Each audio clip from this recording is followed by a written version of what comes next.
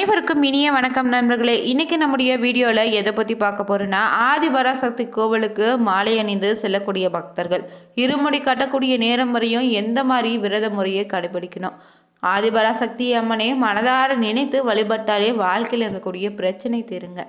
அப்படிப்பட்ட அம்மனை வழிபட செல்லும்போது எந்த முறையில் விரதம் இருக்கலான்னு தெரிஞ்சுக்கலாங்க. மேலும் பார்த்தீங்கன்னா ஆதிபராசக்தி அம்மனுடைய சில சுவாரஸ்யமான தகவல்களை தெரிஞ்சுக்கொள்ள வீடியோவை கடைசி வரைக்கும் ஸ்கிப் பண்ணாமல் பாருங்கள். மேலும் நீங்கள் புதியவராக இருந்தீங்கன்னா மறக்காமல் சேனலை சப்ஸ்கிரைப் பண்ணிவிட்டு கூடவே இருக்க பெல் பட்டனை கிளிக் பண்ணிக்கோங்க. தனிப்பட்ட முறையில் உங்கள் ஜாதகத்தில் இருக்கக்கூடிய பிரச்சனைக்கு சரியான ஒரு பரிகாரத்தை பெற்றுக்கொள்ள வீடியோவில் டிஸ்கிரிப்ஷனில் நம்பர் கொடுத்துருப்போம். அந்த நம்பருக்கு நீங்கள் கால் பண்ணி தெரிஞ்சுக்கலாம். வாங்க நண்பர்களே, வீடியோக்குள்ளே போகலாம். மேல்மருவத்தூர் ஆதிபராசக்தி அம்மன் கோவிலுக்கு இருமுடி கட்ட கார்த்திகை மாதத்தில் சக்தி மாலை அணிந்து கொண்டு 11 இல்லைனா 41 நாட்கள் என்னும் விரதம் இருக்கலாம். பக்தி, தூய்மை, செவ்வாடை அணிதல்னே ஓம் சக்தி கோஷத்தோடு அம்மனை நினைத்து இருமுடி கட்டி அம்மனுக்கு செலுத்தி விரதத்தை நீங்கள் நிறைவு செய்துக்கலாங்க. கார்த்திகை மாதத்தில் குருசாமி மூலம் சக்தி மாலை அணிந்து விரதத்தை தொடங்கணும்.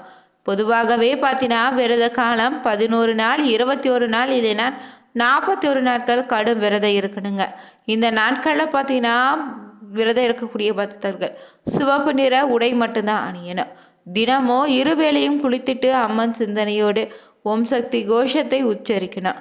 இருமுடியில் இருக்கக்கூடிய பையில் மஞ்சள், குங்குமம், சந்தனம் இடணும்.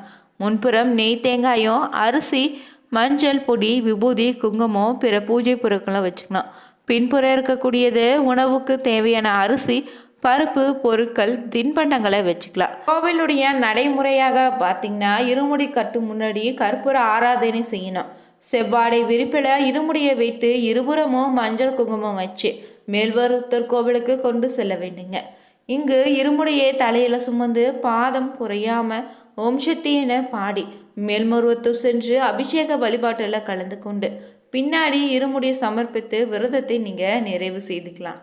சக்தி மாலை அணிந்து கொள்ள வரக்கூடிய நபர்கள் பார்த்தீங்கன்னா செவ்வாடையுடன் அன்னை ஆதிபராசக்தியினுடைய திருவுருவ படத்திற்கு முன்னாடி அமர்ந்து கொண்டு கூட்டு வழிபாடு நடத்தணுங்க. வழிபாடு முடிந்த பின்னாடி தான் வழிபாட்டு மன்றத்தாலோ இல்லைன்னா சக்தியின் ஆலயத்திலேயே கிழக்கு திசை நோக்கியவாறு வரிசையாக நிற்கணும். மன்றத்தின் தலைவர் இல்லைனா அவரால் நியமிக்கப்பட்ட குருவாக வரிசையில் வலது கோடியில் நின்று கொள்ளணும். குருவாக இருப்பவர் அன்னை ஆதிபராசக்தியினுடைய திருவுருவ படத்திற்கு கற்பூர தீப ஆராதனை காண்பிக்கணும். ஆராதனைக்கு பின்தாங்க அன்னை ஆதிபராசக்திக்கு எலுமிச்சை பழம் பிழிந்து திருஷ்டி கழிக்கணும். கற்பூரம் ஏற்றப்பட்ட தட்டோடு குருவாக நியமிக்கப்பட்டவர் பார்த்தீங்கன்னா அன்னை ஆதிபராசக்தி திருவுருவ படத்தினையும் மாலை அணிந்து கொள்ள மலர்களை சுற்றிய ஒரு முறை வலம் வர வேண்டும். மன்றத்தின் அனைத்து ஆதிபராசக்தியின் திருவுருவ படத்தினை சுற்றி வர இயலாத வகையில் அமைக்கப்பட்டிருந்தா அன்னை ஆதிபராசக்தியின் திருவுருவ படத்திற்கு முன்னாடியே தன்னைத்தானே ஒரு முறை வலம் வரலாம். அடுத்து குருமாலை அணிந்து கொள்பவங்களுக்கு தனித்தனியாக ஒவ்வொருவரையும் பின்வரும் முறைப்படி செய்யணுங்க. முதல்ல கற்பூர தீப ஆராதனை செய்யணும். பின்னாடி எலுமிச்சை பழம் பிழிதல்னும். ஒவ்வொருவரையும் நெற்றியிலும் கீழிருந்து மேலாக மஞ்சள், குங்குமம், சந்தனம் பொட்டு வைக்கணும். 2 பாதங்களுக்கு சந்தனம், குங்குமம், மஞ்சள் பொட்டு வைக்கணும். பின்னாடியே மாலை அணிந்து கொள்ளணுங்க.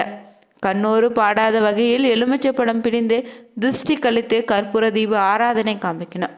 அடுத்தது குரு அனைவருமே மேற்கூறிய முறைப்படி செய்த பின்னாடி சக்தி மாலை அணிந்து கொள்ளும் பக்தர்களும் பூசணிக்காய் உடைத்து திருஷ்டி கழிக்கணுங்க. குரு அன்னை ஆதிபராசக்தியின் திருவுருவ படத்திற்கு வலதுபுறமாக வந்து அன்னை ஆதிபராசக்தி நோக்கி இருக்கக்கூடிய திசை நோக்கி நீங்கள் நிற்கணும்.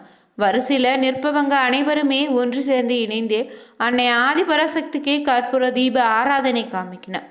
அன்னை ஆதிபராசக்திக்கு ஒருவர் எலுமிச்சை பழம் பிழியணும். கற்பூர தட்டுடன் வரிசையில் இருப்பவங்க அனைவருமே அன்னை ஆதிபராசக்தியே குருவை வலம் வரணுங்க. குருவிற்கு யாரேனும் ஒருவர் கற்பூர தீப ஆராதனை செய்து ஒருவர் எலுமிச்சை பழம் பிழிந்து திருஷ்டி கழிக்கணும். பின்னர் வரிசையாக ஒவ்வொருவரும் தனித்தனியே வந்து அவருடைய நெற்றிக்கு பாதங்களுக்கும் முறைப்படி பொட்டு வைக்கணுமா. மாலை அணிந்து கொள்பவங்க எல்லோரும் ஒன்று சேர்ந்து குருவிற்கு கற்பூர தீப ஆராதனை காட்டிட்டு பின்பு தாங்க எவரேனும் ஒருவர் தான் எலுமிச்சை பழம் பிழியணும். பூசணிக்காய் திருஷ்டி கழிக்கணும். அன்னை ஆதிபராசக்தியினுடைய திருவுருவ படத்திற்கு முன்னாடி குருவினுடைய இருமுடியும் மாலையும் தனித்தட்டில் வைக்கணும். அந்த தட்டிற்கு கற்பூர தீப ஆராதனை காட்டி எலுமிச்சை பழம் பிழிந்து திருஷ்டி கழித்திடுங்க. பின்னாடி அனைவருமே குருவின் இருமுடியும் மாலையும் தொட்டு வணங்கி வழிபடுங்க.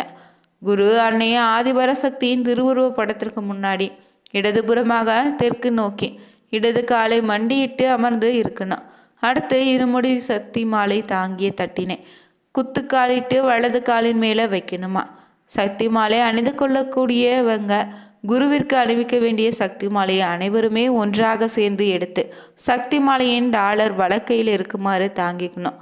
பின்பு சக்தி மாலையை அன்னை ஆதிபராசக்தியினுடைய திருவுருவ படத்திற்கு நேராக தொய்வு இல்லாதவாறு செங்குத்தாக பிடித்து இழுத்தபடி ஓம் சக்தின்னு 3 முறை சொல்லிக்கொண்டே கீழிருந்து மேலாக காண்பித்துட்டு உருவேற்றிய பின்னாடி தான் சக்தி மாலையை அன்னை ஆதிபராசக்தியினுடைய திருவுருவ படத்திற்கு அணிவிக்கணும். பிறகு அன்னை ஆதிபராசக்தியினுடைய திருவுருவ படத்தின் மேல் அணிந்த பின்னாடி தான் சக்தி மாலையை அணிவிக்கக்கூடிய முறையில் எடுத்துக்கொண்டு அன்னை ஆதிபராசக்தியினுடைய குருவியையும் வலம் வரணுங்க. குருவின் மாலையை அணிபவங்க அனைவருமே ஓம் சக்தி என்ற சொல்லி எல்லோரும் சேர்ந்து குருவிற்கு சக்தி மாலை அணிவிக்கணும்.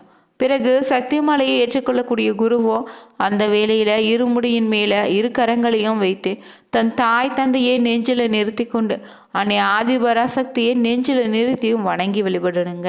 தொடர்ந்து இந்த ஆதிபராசக்தி அம்மன் கோவிலை பற்றி சில சுவாரஸ்யமான தகவல்களை தொடர்ந்து தெரிஞ்சுக்கலாங்க.